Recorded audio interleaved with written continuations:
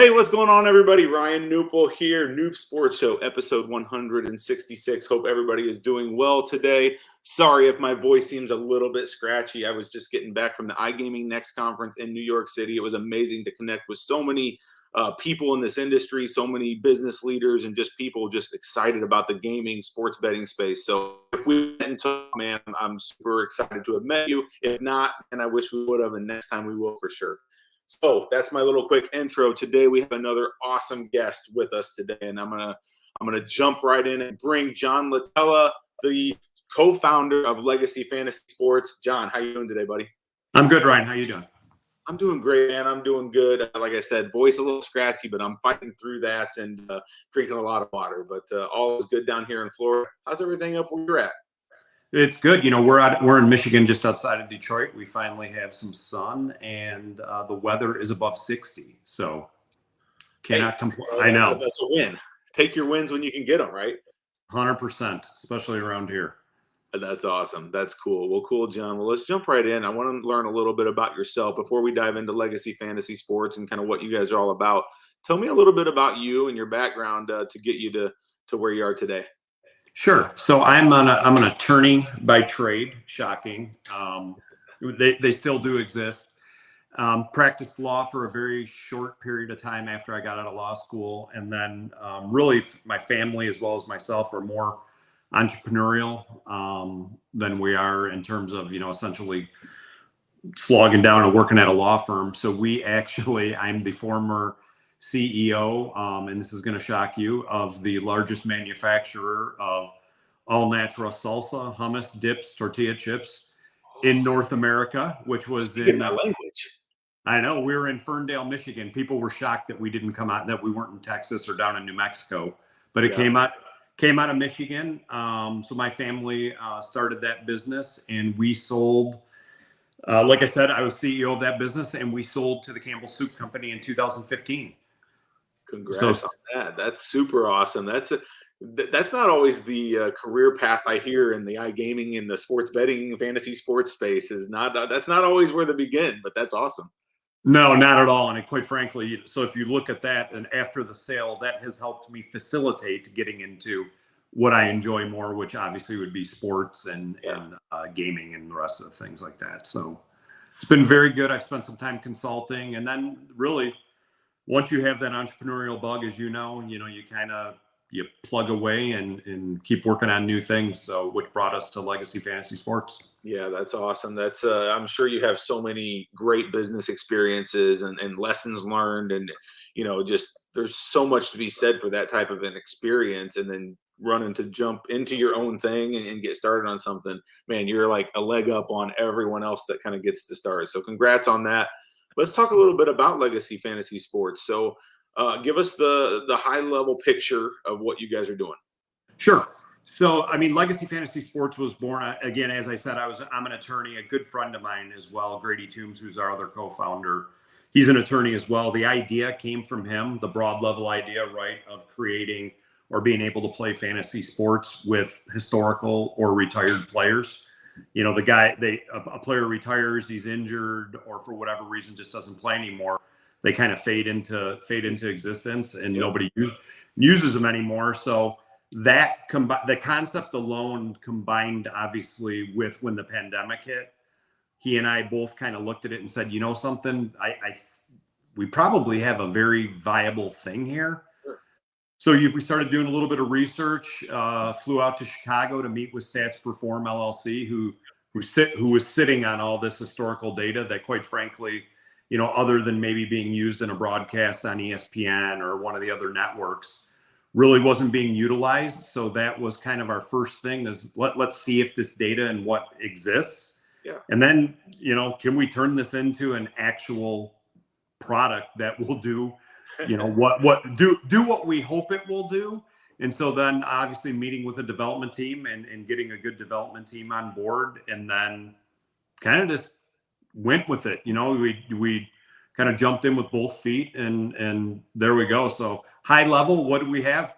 We have the first 24/7, 365 day per year fantasy sports platform that is not dependent upon live sporting events. That's That's the Cliff Note version. That is so unique. That is really cool. A lot of times you hear kind of the same thing over and over, and that's such a neat angle on fantasy sports. To kind of take some of the legacy players and the legacy people that you grew up loving and still being able to play around it. So where are you guys at in that cycle, right? I mean, have you developed the app? Is it live? Is it launched? Is it beta? Where are you guys at?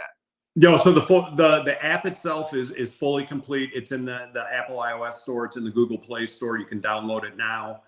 So as I said, so essentially there's 3 ways you can play the game, right? You have the platform itself is free. So baseball right now is live going on. You can play baseball for free, just like you would on any other platform where you can pick players of today. Their play-by-play stats will be, implemented and you get points based on whatever they do.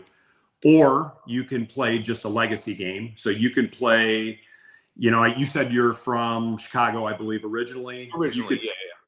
So our stats for baseball go back to 1974. So cool. You could pick your favorite players from the Cubs and White Sox from all those years, and we could play them against the 84 Tigers in a legacy game. Or, which is really super cool, you can play both what is called a hybrid contest where you can have live players. So from games that are happening today, and then you could input legacy players into your lineup as well. So Derek Jeter is still on the table, Alex Rodriguez. That's cool. Yeah. So it's very cool. That's super cool. And let me get one thing straight, though. I don't have any favorite players from the Cubs ever. I'm not a Cub fan. That doesn't go. That sentence doesn't compute with me. Okay. But I'll get what you're saying. So, well, that's awesome. That's very cool. So, what about users? I mean, are you guys seeing traction? Are you seeing people playing and enjoying this from the beginning here? So we are. So it's a different concept, right? We made a conscious decision right off the bat we didn't really want to compete with the FanDuels and the DraftKings, and we didn't want to go the gaming and or sports betting route. And a couple reasons for that. One, we kind of wanted to bypass all the regulation and all the different things that each state has with regards to that. So we decided to launch it as a subscription model. Cool. So effectively, the platform is free if you want to play, if you want to play live sports, and if you want to unlock the legacy athletes or the legacy to use them in your lineups or to play all year round, that's $2.99 a month. Oh, that's cool. And the reason we did that is, we wanted to get back to, one of the other things when you take the App Store, for example, go there, you want to download the app. Most of them are 17 plus or 18 plus. Mm-hmm. Ours is 12 plus. We wanted to open something up and really, so we're families and kids. And quite frankly, different leagues, whether it's teams, whether it's down to the individual players themselves or the actual leagues themselves, would feel comfortable knowing that there isn't a gaming or gambling aspect with regards to it. Yeah. So essentially opened up our market. So we're really focusing on kids, a big part of it, and really every user. Yeah, that's really cool. That's really cool to, I would have actually thought maybe you're getting the I'm going to call it, for lack of better words, the older generation of fantasy sports people the pure fantasy sports people who love the way it used to be. I don't know what's your audience there. Are you getting people all over the age spectrum, I'm assuming? We are, and I think it's interesting. I can give you a stat with regards to that. It's funny that 79% of all football fans believe that retired players are a huge part of pop culture. So I think what you're saying is directly relevant, right? Yeah. But we're seeing kind of right now. So we technically just launched April 12th. So we haven't really gotten to the point where we've inundated the market yet with marketing and ads and different things. So we're seeing, it's kind of a broad base right now. We're trying to hone in on really who those users are going to be. But I think like I said, the nice thing about it is we're not really pigeonholing ourselves into going specifically after one type or another, which I think is huge too. So, one thing that comes to mind through this, there's always, and this is a weird question, but I'm curious what your thoughts on it are. There's always these debates in sports, right? About like the GOATs and like who's better from this generation versus this generation. Is MJ as good as LeBron? And like, how do you weigh that? Because they're different generations. Is there like anything that this does to help those arguments, or not really? No, 100% actually, and I'll give you a perfect example on that. So we are a patent pending innovation. Hopefully, we're going to have our patent here soon. In the Cliff Notes version of our patent, what we've patented is the actual extraction of a player, so any given player's historical play-by-play data, and then inputting it into a daily fantasy sports platform. So we are creating historical game feeds based on a player's real life statistics. So we are not a simulation. We're not making stats up based on what this guy did. And I'll give you the perfect example. I believe you played basketball, which I did in school as well. And the NBA, right before the All-Star game, did their 75th anniversary, and they had a group of guys that were drafting teams, right, based on the 75th best player. Absolutely. Only weird thing with that was Dominique Wilkins drafted himself number 1. But it was kind of anticlimactic in the sense that when they were done, they just went back to it and they said, oh, so-and-so drafted a great team. Our platform really would have proven what they were trying to do out, because what happens is by you're playing those players or whatever players it's actually pulling their historical play-by-play data, not a game, actual individual plays from their career. That's so amazing. You're getting a full and accurate representation of who that player was over their career. I love that. That's really cool. And it looks like you guys are moving into, or going to be moving into, several other sports as well, correct? I mean, I know currently you kind of started with MLB, NFL. I'm assuming basketball is either here or close to being here. But what other sports are you guys looking to move into? I know you list some on your website, but I'm curious.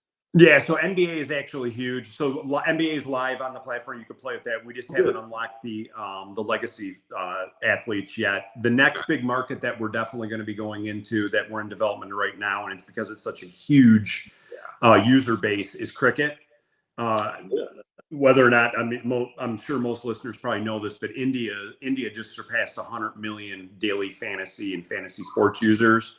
Cricket is absolutely enormous. There's cricket alone has 2.5 billion fans out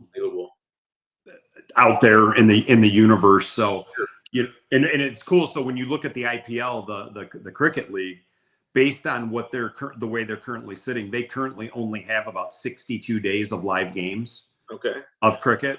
So we theoretically are offering another 292 or 290, whatever the math is. Sure. In that ballpark of games. And same thing with the NFL. Take the NFL, for example. There's currently only 77 actual live game days that any of these other platforms can monetize daily fantasy sports or traditional fantasy sports. Sure. We take the rest of that year, 365 days, and you can be playing or have some type of contest going. That's cool. That's awesome. And then I'm assuming soccer, hockey, boxing, golf. I mean, I think the sky's really the limit, right? Because you can play fantasy sports around any sport. And so once you guys start getting the data piece in place and all of the above, I'm assuming you'll be launching into a bunch of different areas. Yeah, the only thing that restricts us, quite frankly, is whether or how far back the historical play-by-play data goes. And as we grow, quite frankly, take a Michael Jordan or somebody, for example, that's one of the innovations we hope to introduce to everybody, is we can, at that point in time, I can go find somebody that can mine Michael Jordan's individual play-by-play data and then unlock certain players. So there's a pretty cool gamification and almost a video game aspect to it as well. And so I love very that. Cool. That's cool. Let's shift focus here just a little bit, because, with your vast business experience and coming from being a CEO of a major company that exited and all of the above, everybody probably thinks, man, like starting something like this got to be easy for a guy like yourself. Give me just some, maybe some challenges that you guys have faced going from that space to now entrepreneurial, new business, trying to launch in a new industry. What are some of the biggest challenges you guys have faced jumping in? Because I know it's not always, just as easy as it can be. There's always challenges. Give me one or two that you have really stood out for you guys. No, I mean, at its simplest terms, right? It's just the biggest challenge always is patience, right? Having patience to believe in what direction you're going and the things that you're doing. we kind of got over that first hump by one, we had the concept, and then it was taking that concept and actually turning it into a tangible product. Sure. And then obviously once we had that, fundraising, as much as I'm very blessed in the sense that, with having an exit, but in the same token, you have to be, I do have a wife and kids and other things. So you have to temper that with how risk averse or risky you're willing to be. Yep. So, one of the big things is always making sure that you budget correctly and have a good team in place that shares your vision, right? Yep. And knows what direction that you're going, and then communicating. Communication is always another big challenge, especially when so with us, right, we're dealing with stats, perform. We're one level of our business deals with that. The other level of the business obviously deals with working with a development team. Yep. And having our thoughts and them taking our thoughts and turning it into, a viable product. And then, like I said, I'm going to go back to what I started with is patience. It's really, now it's growing, now it's a different stress, right? We've got the product, we know it works, we're excited about it. Now it's getting other people to have that same passion and get excited and get users. Yeah, and that's where I was actually the next question I was going to ask is talk about that challenge, right? Because there's so many people in this space right now that are fighting for these users. The user acquisition is it's a real thing, and it's really not easy to attack. Speak a little bit about you guys' thoughts on user acquisition and how you're going about that. So I think the key with that is right, and it goes back to what I originally said when we decided not to go the gambling or quote unquote sports betting route like the FanDuel, DraftKings, and some of these other platforms. The decision we did or made that the reason we made that decision is because we knew our user acquisition costs would be much lower. And quite frankly, I look at us as potentially being maybe being a target of one of these companies in terms of an acquisition or something. Sure. Because we're able to get out to a much broader audience without having to worry about the regulation and stuff. Mm-hmm. And our platform too, one of the things we've built into it is the ability for ad revenue. Yeah. And I know one of the things that we're opening up, if you take certain companies just won't advertise, the Nikes, the Under Armours, Proctors, and get some of the food companies, whatnot. They're looking for places that they can put their ad revenue dollars. And they're in a lot of instances, they're hesitant to advertise or do that on the gaming, just like they would with alcohol companies. Yeah, stuff, right? They stay away from it a little bit. So we're kind of opening, we're hoping, right, and we're proving it out. And then with being a subscription model too, it's new essentially to this area. So we're going to have some growing pains. I'm sure of it. But in the same token, we take the data points and things that we learn and grow from there and go from there. Awesome. Well, John, I know you're a busy guy. One or two final questions here, and we'll get you off the hook. What can people watching this? There may be other business people watching. There may just be people interested in the product. What can they do to help you? What are you looking for? Any ask of our audience or of myself while you're on here? Yeah, like any other business that I've ever been involved with, I would please download the app, go on there. There is a free, we do have, there is promo if someone downloads it. So you don't even have to pay for it. You don't even have to pay for the subscription to use the legacy players right off the bat. But I'm like anybody else, man. I want criticism, whether that's good and bad, because it's the only way we're going to grow and it's going to make us better. So or any innovations, if anybody thinks like, hey, this is really cool, but it'd be cool if it said this here or that here, I'm open to all suggestions. I just want to get people on there and using it and playing. Awesome. And where is the best place to grab it? So, I know you guys have legacyfantasysports.com. Are you guys out in the app stores as well? Yep. So we are in the Apple App Store and we are in the Google Play Store, legacyfantasysports.com. Pretty simple to find it. There is the QR code if you go to the webpage. The webpage is more so just a direction to direct you to the either Apple or to Google to download the app. But no, it's very, very easy to find it out there if they want to find it. Yeah, we'll put all those links actually in the show notes as well, so people can click and go and download and make it happen. Hey, I see a little Sparty in your background. Give me that little Sparty action in the background. Did you attend Michigan State? Law school. So I went there. I was the first law school class that actually graduated on Michigan State's campus. Amazing. Awesome. So loyal to the Spartiation. Yeah. With a hesitancy. I see that hesitancy. Yeah. Well, if you go, I have there's a Oh, there's a Michigan football helmet up there too. So okay. So okay. I spread the love around, and you grow up in suburban Detroit, you Yep. kind of, Nothing wrong with that. I'll get crucified for this, but I do root for both teams. I hate to say Nothing it. wrong I with do. it. There's really nothing wrong with that. It's sports, and we all love just good sports. So cool. I really appreciate your time. Any last words? Anything we missed? No, Ryan, I appreciate you having me on. Thank you so much. Everybody should watch your podcast too. Oh, thank you for the quick plug there. Really appreciate you being on. Hey, if I can do anything for you, let me know. But thanks for sharing everything, and congrats on all the success you've had in business. I have no doubt Legacy Fantasy Sports is going to be a hit in this space, and I'm excited to see where it goes. And I'm going to get out there and play myself, and maybe use the old Chicago Bulls teams that I grew up loving, and do some things with that. That'd be kind of fun.